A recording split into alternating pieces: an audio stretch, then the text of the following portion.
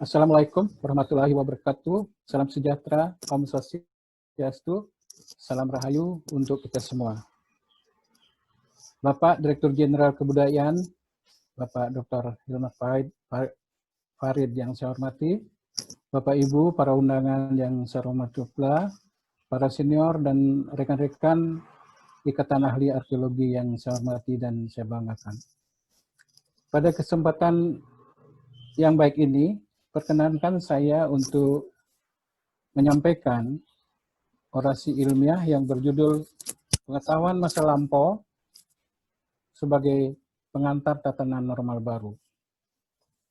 Bapak Ibu hadirin yang saya hormati, sebagaimana kita pahami bahwa Bali banyak memiliki berbagai naskah tentang peristiwa dan kejadian di masa lampau, dan ada dua susastra Bali yang mungkin relevan saya tampilkan dalam kesempatan ini, yaitu naskah Calonarang dan Geguritan Jayaprana. Kita pahami bahwa Calonarang adalah mengambil setting di Kediri, Jawa Timur pada abad ke-11 ketika pemerintahan Raja Erlangga. Namun naskah Calonarang kemudian ditulis juga di Bali pada zaman Gel-Gel, tepatnya tahun 1540. Jadi pertengahan abad ke-16, Calonarang ditulis lagi, sampai pada tahun-tahun belakangan ini sekitar 1990-an. Jadi dalam kurun waktu yang cukup panjang itu, berbagai gubahan cerita Calonarang masih tetap ditulis di Bali. Naskah Calonarang ditulis dalam beberapa genre sastra, ada yang dalam bentuk prosa, dalam bentuk puisi dengan tembang sekar madya, dan naskah dalam puisi menggunakan tembang sekar alit. Sebagaimana kita pahami bahwa tradisi Calonarang di Bali itu mendeskripsikan adanya tokoh seorang pendeta Buddha, yaitu Empu Baradah dengan putrinya Diah Wedawati, kemudian dia tinggal di Lemah Tulis. Di sisi lain ada tokoh Calonarang yang juga dikenal dengan Rangleng Jirah, yang dipahami dapat menggunakan ilmu sihir sehingga banyak korban yang meninggal akibat ulah daripada Rangleng Jirah itu. Kemudian Raja Erlangga mengadakan rapat untuk membunuh Rangleng Jirah karena banyak korban meninggal akibat dari ulah daripada Rangleng Jirah tersebut atau Calonarang. Nah, dalam konteks kekinian, cerita Calonarang di Bali masih dipraktekkan dalam berbagai genre seperti lakon arja, drama tari, ataupun wayang. Dan apa yang kita pahami dalam konteks masa kini, Calonarang dipentaskan untuk mengurangi atau mencegah adanya wabah. Berbeda dengan isi Calonarang yang kita pahami, di mana pada masa lalu Rangleng Jirah dengan ilmu sihirnya, dia menimbulkan berbagai wabah sehingga orang meninggal. Naskah Calonarang telah ditulis sebagai disertasi oleh Profesor Dr. Imade Swastika SO. Selanjutnya, naskah susastra yang lain yang menginspirasi adanya wabah adalah Geguritan Jayaprana. Geguritan Jayaprana atau cerita Jayaprana ini menjadi koleksi Gedong Kirtia dengan nomor kode 4/202/3 milik Idewo Nyoman Sukahat dari Tabanan. Lontar ini diperkirakan ditulis pada tahun 1732. Lontar Jayaprana panjangnya 47 cm dan lebarnya 30 cm, hampir 4 cm, terdiri atas 20 lembar dan menguraikan 179 bait dalam cerita tersebut.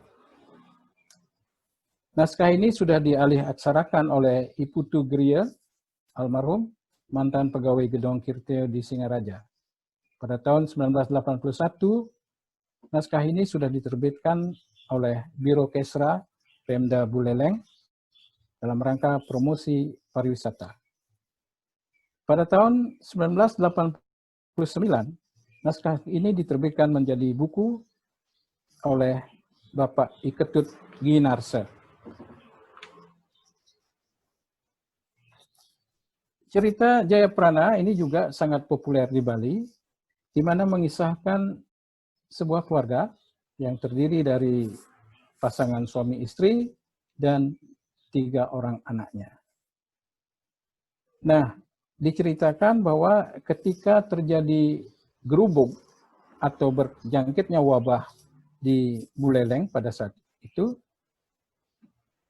orang tua Jayaprana, demikian juga kakak-kakaknya, semuanya meninggal. Mereka istilahnya gerubuk ya, karena ada wabah yang berjangkit pada saat itu. Jadi kedua cerita, Calonarang maupun Jayaprana, itu merupakan sebuah fiksi, cerita yang dibuat setelah adanya suatu kejadian sebelumnya. Oke. Nah, satu hal yang menarik juga yang dapat kami cermati bahwa ada catatan sejarah tentang wabah di Bali. Dalam catatan kolonial itu, pada tahun 1599 atau pada akhir abad ke-16 dan tahun 1602 awal abad ke-17, di Bali berjangkit wabah lepra. Oleh orang Bali itu juga dikenal dengan gerubuk. Sehingga dalam pikiran saya, apa yang dituliskan pada naskah cerita Jayaprana itu mungkin merefleksikan wabah penyakit lepra yang berjangkit di Bali 1 abad sebelumnya. Pada abad ke-16 dan awal abad ke-17. Kemudian dalam catatan kolonial, kita pahami juga bahwa pada tahun 1850 di Bali berjangkit penyakit cacar. Di Badung, kemudian berkembang ke Klungkung, dan juga Mengui, yang menewaskan hampir sekitar 4.000 orang. Jadi banyak wabah yang pernah berjangkit di Bali. Kemudian juga pada akhir abad ke-19, 1885, di Bali berjangkit kolera. Ya. Dan pertengahan abad ke-19 hingga abad ke-20, di Bali juga berjangkit disentri dan malaria. Nah, dari berbagai wabah yang pernah berkembang di Bali, tampaknya desa adat, suatu kesatuan sosial dengan wilayah tertentu yang memiliki aturan atau awig-awig untuk mengatur perilaku anggotanya. Demikian juga desa adat ini mempunyai pura kayangan 3, pura desa yang harus dipelihara oleh masyarakat tersebut. Dan sangat tepat apa yang dikatakan oleh Kon, bahwa desa adat itu ada semacam republik. Itu tersirat dalam disertasinya Republik Van Tenganan. Jadi Kon pada tahun 1930-an menulis disertasi tentang desa adat Tenganan yang menurutnya dikatakan sebagai sebuah republik karena desa Tenganan memiliki aturan awig-awig yang mengatur warga desa Pekraman tersebut. Dan dalam pengalaman sejarah, desa Pekraman ini, desa adat ini juga memiliki berbagai strategi untuk mencegah wabah yang terjadi.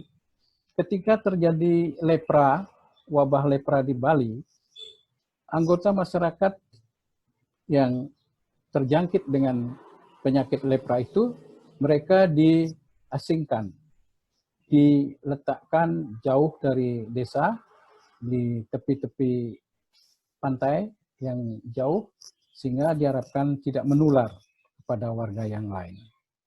Demikian juga, lanjut, kalau ada ketimpangan-ketimpangan sosial, seperti misalnya orang melahirkan kembar, laki perempuan, itu dalam tradisi adat Bali dianggap menyalahi norma adat, karena itu menyamai para penguasa yang pernah melahirkan putra-putri kembar seperti itu. Kalau raja tidak diapa-apain, tapi kalau masyarakat adat, mereka harus menerima sanksi, mereka tinggal di dekat kuburan suami istri itu dan mungkin juga anak-anaknya, karena dianggap menyalahi tatanan norma sosial yang berlaku. Mereka dikucilkan, kasepekang. Dan ini hukuman sosial sangat ditakuti oleh warga masyarakat adat. Namun sejak belakangan ini, kasepekang atau isolasi bagi keluarga yang melahirkan putri kembar laki perempuan itu tidak lagi harus tinggal di dekat kuburan. Sejak tahun 2000 masih ada kasus-kasus seperti itu. Selanjutnya, saya sampaikan beberapa foto tentang bagaimana masyarakat desa adat di Bali sekarang untuk mencegah ataupun menanggulangi COVID-19. Seperti yang Bapak Ibu lihat pada foto, bahwa di desa adat itu mereka sangat komit untuk menjaga wilayahnya, melarang penghuni lain untuk masuk ke wilayah mereka. Kebetulan di dekat foto ini ada satu keluarga yang terdiri atas 9 orang, semuanya kena COVID, padahal keluarga itu suami istri dokter. Dia bertugas di Rumah Sakit Sanglah, tampaknya dia terpapar oleh COVID-19, lalu menyebabkan keluarganya semuanya kena COVID-19. Lanjut. Slide berikutnya. Jadi, hampir setiap banjar di Bali, setiap bagian dari desa adat itu, kita menemukan spanduk-spanduk melarang tamu dari luar warga desa untuk berkunjung pada saat sekarang. Mereka mewajibkan warga ataupun orang lain yang lewat menggunakan masker untuk menghindari COVID. Lanjut. Ya, ini gambar-gambar bagaimana desa adat itu berperan saat ini di Bali untuk mencegah meluasnya wabah COVID. Jadi desa adat sebagai kesatuan terkecil di Bali sangat aktif, mereka punya aturan sendiri, awig-awig yang sangat mengikat bagi warganya, sehingga awig-awig itulah dapat dikatakan memberikan kepatuhan, pendisiplinan terhadap warga desa adat itu untuk menaati berbagai aturan, berbagai larangan yang telah ditetapkan. Lanjut, slide berikutnya. Ya, desa adat sebagai apa yang telah saya sampaikan tadi juga berbasis agama, karena mereka harus memelihara pura desa, pura pusah desa dan dalam, dan berbagai kegiatan upacara juga dilakukan di desa adat tersebut. Demikian juga halnya dalam konteks pencegahan COVID yang terjadi, bahwa orang Bali percaya selain secara skala, secara lahir, secara real, mereka juga melakukan hal-hal yang bersifat niskala, yang bersifat tidak real, dalam hal ini keagamaan, untuk mencegah, melarang berkembangnya wabah COVID tersebut. Demikian juga mereka selalu menjaga disiplin, menjaga jarak aman para petugas ketika mereka melakukan upacara keagamaan di masing-masing desa adat tersebut. Lanjut. Iya, sebagai desa adat, seperti saya katakan tadi, mereka sangat otonom terhadap aturan yang berlaku di situ, sehingga mereka dapat mendisiplinkan warganya agar terhindar dari wabah penyakit itu. Demikian juga secara niskala, secara non-real, mereka juga melakukan berbagai kegiatan upacara untuk mencegah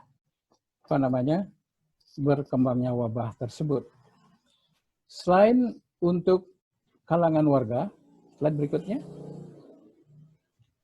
Ya, ini kemarin, hari Sabtu kemarin di Bali oleh Ketua Parisada Hindu Dharma Indonesia, mereka menganjurkan agar setiap desa adat menggelar upacara penebusan Gering Lare Melaradan dengan tujuan agar COVID-19 ini berkurang dan akhirnya hilang, habis dengan melakukan upacara di desa Pakraman. Dan semua warga masing-masing di rumahnya juga membuat sesajen untuk tujuan yang sama. Oke, satu hal lagi yang ingin saya sampaikan bahwa di Bali ada tradisi untuk melakukan menjaga jarak atau distancing terhadap wabah ataupun hama. Kalau di sawah, anggota subak itu tidak boleh ke sawah setelah mereka melakukan upacara untuk menghindari hubungan yang dekat dengan ama, wereng, walang sangit, dan lain sebagainya. Jadi semacam menjaga jarak dengan wabah tersebut. Nah, di Bali, seperti saya katakan tadi, ada juga naskah-naskah lontar yang berisi tentang berbagai ketentuan tentang pengobatan, menjaga kecantikan, kuliner, dan lain sebagainya. Untuk pengobatan, kita mengenal adanya Taru Pramana, kemudian untuk kuliner ada lontar Dharma Cerauban, dan untuk pertanian Dharma Pemaculan, kemudian untuk arsitektur Astakosali, dan untuk astronomi kita mengenal Wariga. Lanjut. Ya, tentang Usada Taru Pramana, ini kebetulan tetangga dekat saya telah melakukan kajian dan dia berhasil membuat kamus tentang tanaman obat sesuai dengan apa yang disebutkan di dalam lontar-lontar itu tadi, disalin, diberi ilustrasi, foto, gambar, dan segala macam. Kemudian apa khasiatnya. Sebagai contoh, daun dedap, atau di Bali juga dikenal dengan kayu sakti, tanaman ini sangat bermanfaat, multifunction, saya katakan, dalam upacara dipakai, dalam kayunya untuk membuat bangunan suci sementara. Kalau orang Bali membangun rumah, sebelum mereka bisa membuat pura atau pemerajan yang permanen, mereka membuat bangunan suci dengan menggunakan kayu dadak. Kemudian juga kayu kelor, ya, daun kelor, daun dedap setelah melalui uji kimiawi, lalu kita kemas demikian rupa, itu digunakan untuk kesegaran tubuh karena mengandung vitamin C yang sangat banyak. Demikian juga berikutnya, slide berikutnya, daun kelor itu seperti teh, dapat memperlancar pencernaan dan lain sebagainya. Dan tetangga saya juga telah menulis kamus tentang tanaman obat yang dipetik dari lontar Indrani Sastra. Jadi dalam lontar itu diceritakan bagaimana Dewi Rukmini berdialog dengan Dewi Indrani, kenapa Betara Dewa Indra sangat sayang dengan Dewi Indrani. Lalu disitulah Dewi Indrani membuka rahasia bahwa dia menggunakan berbagai jenis tanaman, buah untuk menjaga kesehatan dan kebugaran atau kecantikannya dia. Sehingga Dewa Indra tetap sayang kepada Dewi Indra. Baik, jadi pengetahuan tentang kecantikan terdapat dalam Lontar Indrani Sastra. Istilah Indrani disebutkan dalam Kakawin Ramayana dan juga Semaradahana. Dalam Lontar Indrani Sastra, koleksi pustaka Lontar Fakultas Ilmu Budaya UNUD, dideskripsikan tentang kecantikan dan kandungan berbagai material untuk perawatan kecantikan. Lanjut. Ya, sebagai contoh misalnya bunga pisang. Kalau pisang itu berbuah, ada bunganya, nah itu bermanfaat bagi ibu-ibu katanya untuk ya memelihara kesehatan. Kemudian saya juga mencermati dalam buku itu sawi putih digunakan sebagai bedak untuk mengencangkan kulit muka. Saya sendiri pernah melakukan kajian tentang kuliner Bali yang dimuat dalam sejumlah naskah lontar di Bali. Lanjut. Ya, tentang kuliner itu terdapat dalam sejumlah lontar. Seperti saya katakan tadi ada lontar Dharma Caruban, lontar Tatwa Brata, Kakawin Ramayana, Kakawin Lubdaka, Kakawin Dharma Sawita, dan lontar Puri Cining Hebatan. Di Bali kita mengenal bumbu genap atau basa genap, basa gede. Bumbu lengkap kuliner Bali itu terdiri atas lengkuas, kunir, ada 17 maksud saya, 17 komponen bumbu-bumbuan itu. Dan setelah kami melakukan uji laboratorium, ternyata campuran dari bumbu-bumbu yang terdiri atas 17 komponen itu mengandung penghambat bakteri atau mengandung semacam disinfektan, sehingga makanan itu tidak cepat basi dan lain sebagainya. Bapak Ibu hadirin yang saya hormati, selanjutnya slide terakhir dari saya. Slide.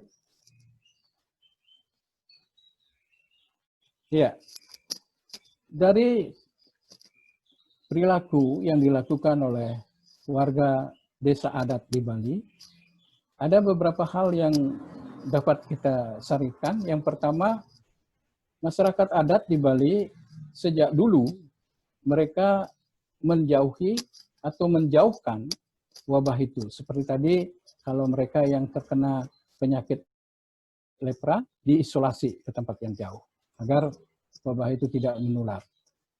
Kemudian mengatur dan mendisiplinkan warga setempat, karena mereka punya aturan, punya aweg-aweg.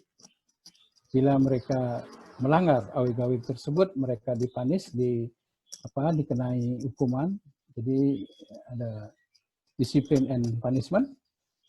Kemudian masyarakat adat di Bali melawan hama ataupun wabah itu secara berkeseimbangan, baik secara lahir skala maupun secara niskala yang tidak tampak, dengan melakukan berbagai upacara keagamaan. Jadi menurut orang Bali, keberadaan wabah itu menyandarkan adanya ketidakseimbangan di alam semesta ini, sehingga perlu diseimbangkan dengan melakukan berbagai upacara. Oke, dalam konteks tata hidup normal baru, saya pikir pemanfaatan pengetahuan tradisional termasuk obat-obatan tradisional sebelum obat pencegah COVID-19 ini ditemukan secara klinik, kita mungkin perlu melihat kearifan-kearifan lokal yang telah disurat oleh para leluhur kita. Bapak Ibu hadirin yang saya hormati, demikianlah beberapa hal yang dapat saya sampaikan bagaimana masyarakat adat di Bali menangani masalah wabah atau COVID-19 yang saat ini sedang berjangkit. Terima kasih, Ibu Salih.